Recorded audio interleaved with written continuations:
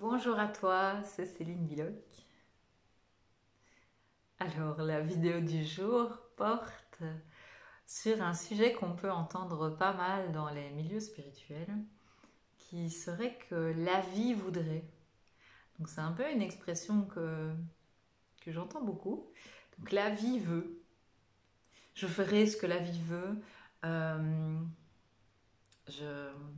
La vie ne veut pas que j'aille, par exemple, à ce voyage.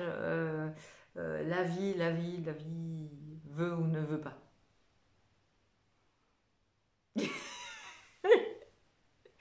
La vie ne veut rien.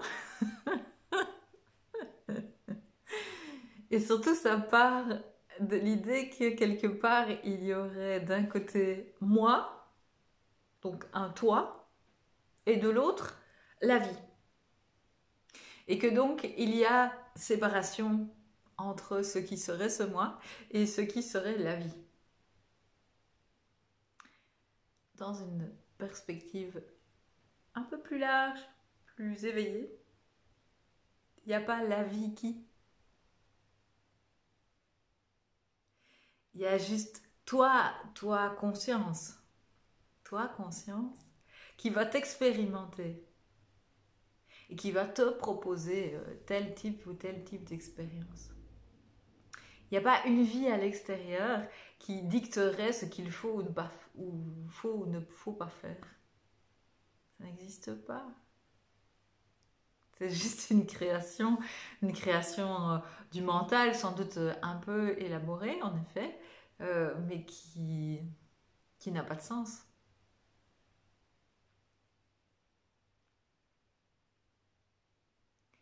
Tous,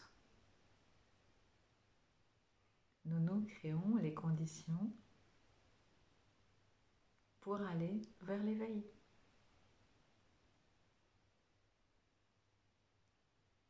Alors pris à un niveau mental, ça bug, hein. C'est vraiment le truc où c'est comme si on m'avait mis un... L'image qui me vient, c'est comme si on m'avait mis un sachet papier sur la tête et que tout, tout, je cogne un mur non-stop. Et l'idée, quand on va vers plus d'ouverture, voilà, dans les accompagnements que je peux faire, c'est on va soulever en fait ce sac en papier pour se rendre compte qu'il n'y avait jamais eu de sac en papier, mais bon, voilà, on peut que donner des images en fait par rapport à ça. C'est on va pouvoir commencer à entrevoir en fait tout ce qu'on se crée nous-mêmes en tant que conscience, pas en tant que petit jeu. On se crée tout, tout ça pour se rappeler non-stop ce que nous sommes. Et pour se rappeler ce que nous sommes, eh ben, on a besoin de voir ce que nous ne sommes pas. Je ne suis pas ça, je ne suis pas ça, je ne suis pas ça, je ne suis pas ça. Le neti-neti, hein, je ne suis ni cela, ni cela. Pour revenir en fait dans cette épuration. Épuration de ce qui se vit en tant que conscience.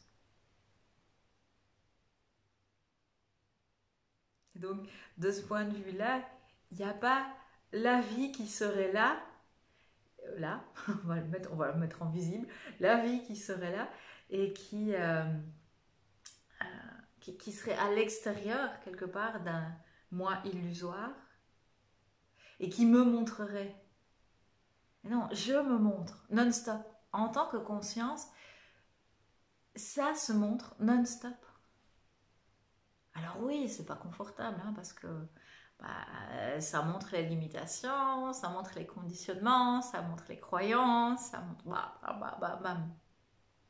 Et quelque part, on pourrait se dire qu'il faut quand même vachement de courage pour aller vraiment au bout du processus et d'accueillir tout ce qui est montré, tout ce que je me montre à moi-même. Et je comprends que beaucoup de gens dans ce chemin d'éveil, soit font des pauses ou vraiment, oui, font mettre le frein à main en fait. Parce que ça peut être hyper inconfortable pour le moi que tout ça soit montré.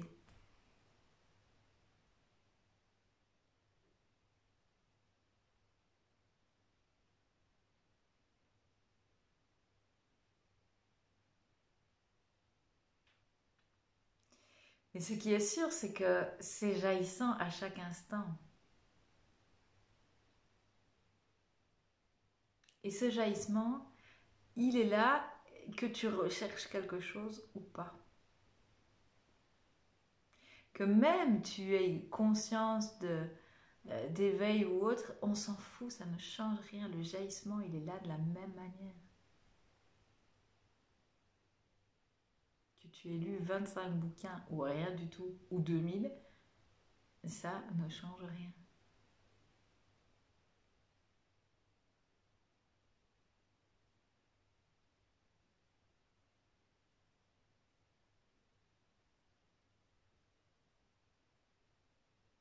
Et parfois même, il est plus facile de vivre l'unité avec quelqu'un qui n'a aucun concept justement autour de l'éveil, autour de la non-dualité.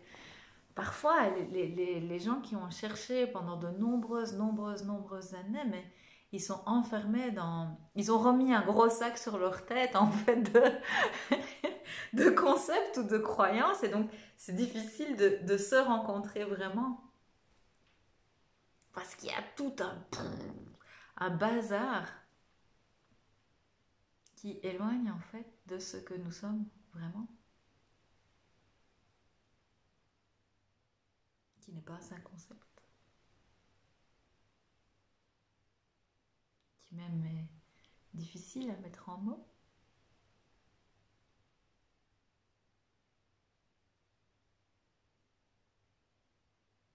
Et qui pourtant est là, vivant en chacun. En chacun, en chaque chose.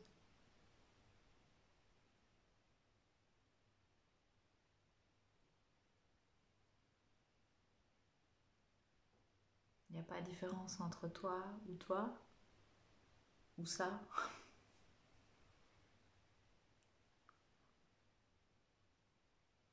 Et la bonne nouvelle, c'est que tout va toujours vers l'éveil complet. Même si c'est pas compris, même si ça paraît tordu, même si ça semble compliqué, tout va vers ça, pour tout un chacun.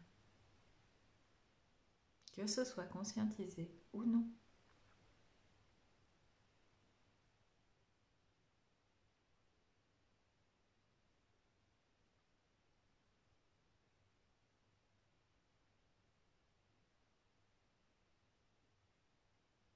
Et si tu accompagnes des enfants, alors que ce soit professionnellement ou si tu as des enfants dans ton quotidien, eh bien tu peux voir qu'ils pointent toujours vers ça. Ils pointent vers la libération. Et à partir du moment où tu peux les entendre vraiment, où tu peux voir ces pointeurs, ça ouvre des espaces intérieurs, mais aussi des espaces familiaux, des espaces de joie ensemble, d'unité. Et donc tu ne les vois plus comme des petits emmerdeurs, mais plus comme un rappel incessant de ce que tu es. Incessant, incontournable.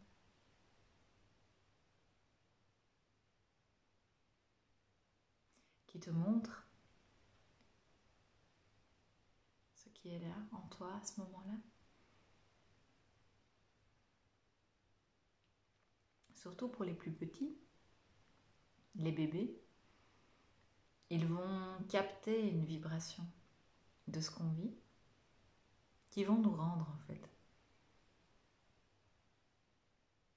Et si tu peux commencer à voir ça, tu verras combien c'est cadeau.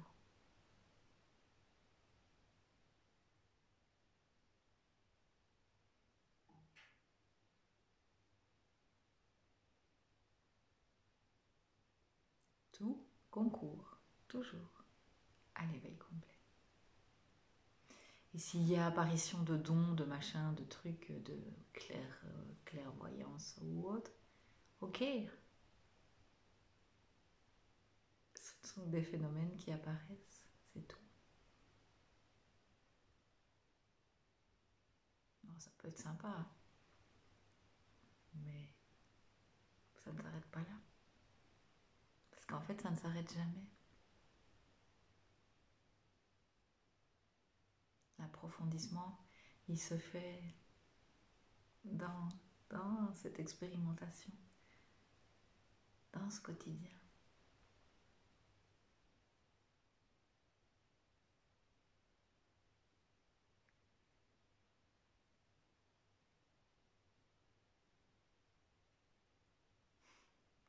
C'est vraiment super joyeux pour moi de te partager tout ça. De te partager surtout ça dans des espaces aussi de famille, de quotidien, de simplicité.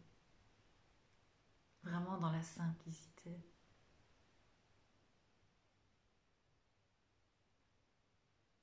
Loin des concepts et de la mentalisation autour de tout ça.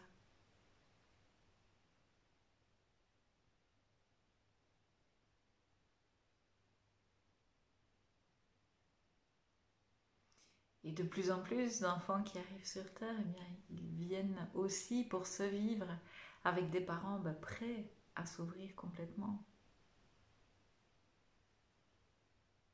Pour que nous l'expérimentions à plusieurs dans les familles. Que ça puisse se partager, que ce soit en couple, dans des unions sacrées ou dans des familles sacrées.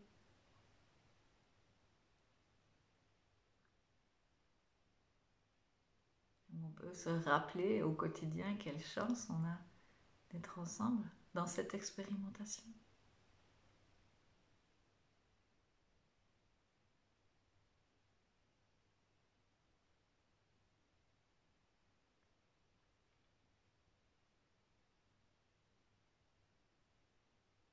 Et je peux te dire aussi que j'ai bien morflé à certains moments, que ça n'a pas toujours été simple, rose, facile. Aujourd'hui, il y a quelque chose de beaucoup plus fluide, même s'il y a encore des bugs, hein, soyons bien clairs.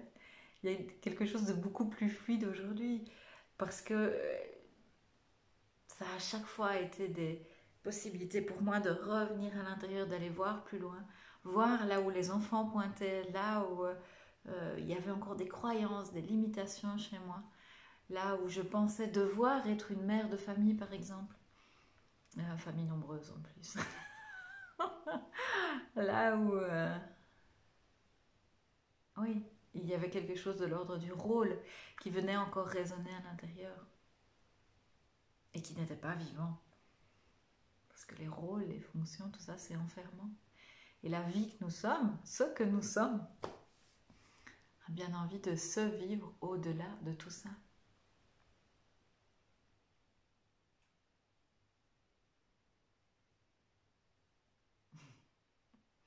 Et si je suis complètement honnête avec toi, souvent il m'arrive d'oublier que je suis la mère de ces enfants. Il me le rappelle.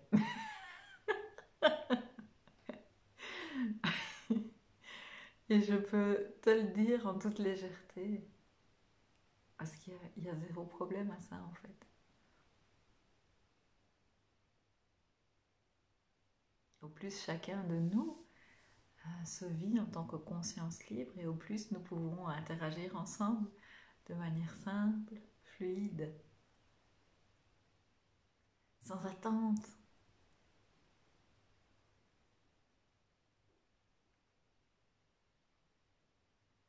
Et dans la création avec les enfants, c'est tellement ça, cette création. Je crois que j'ai pas de plus grand fan des grands n'importe quoi que je peux proposer auxquels ils disent toujours oui, super, on y va, on est partant. Il y a tellement de joie à pouvoir dire oui aussi à leur création et à ce qu'ils proposent et à se vivre libre ensemble, à créer ces espaces de liberté ensemble.